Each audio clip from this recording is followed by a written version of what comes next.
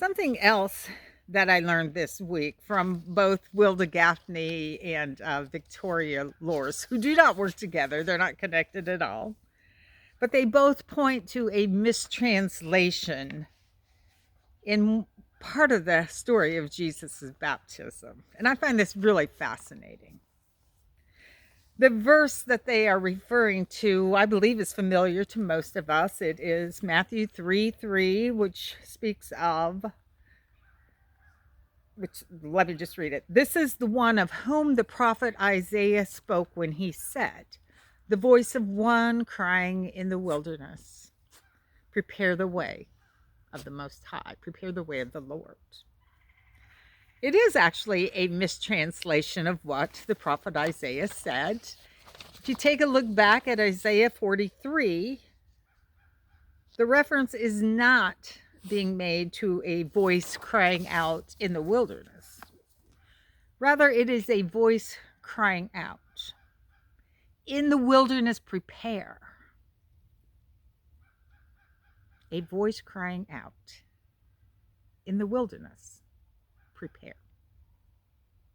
That is so very, very different from the idea of a voice in the wilderness crying out. It is a profound shift, which I believe opens up a lot of new possibilities. Go out into the wilderness and prepare. Go out into the wilderness and get connected to the divine and holy vibration so you are prepared. Go out into the wilderness. It can be both life-changing and life-saving.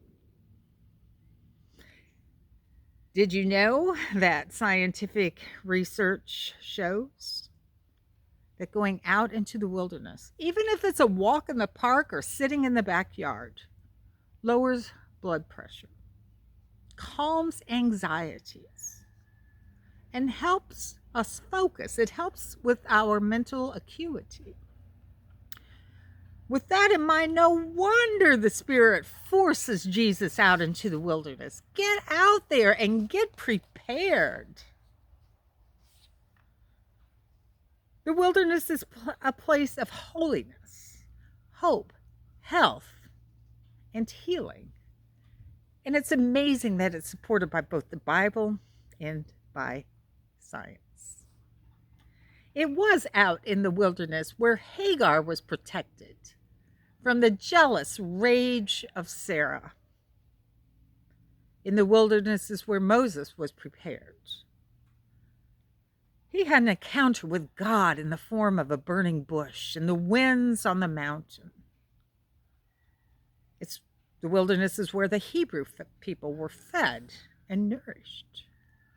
Water sprang forth from rocks, and manna, their daily bread, was available and abundant.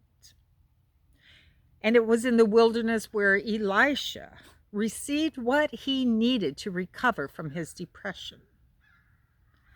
Ground yourself, Elisha, was the divine message. Lay down under that bush and rest. Take a nap. And when you wake up, the birds will nourish you. In the wilderness, prepare.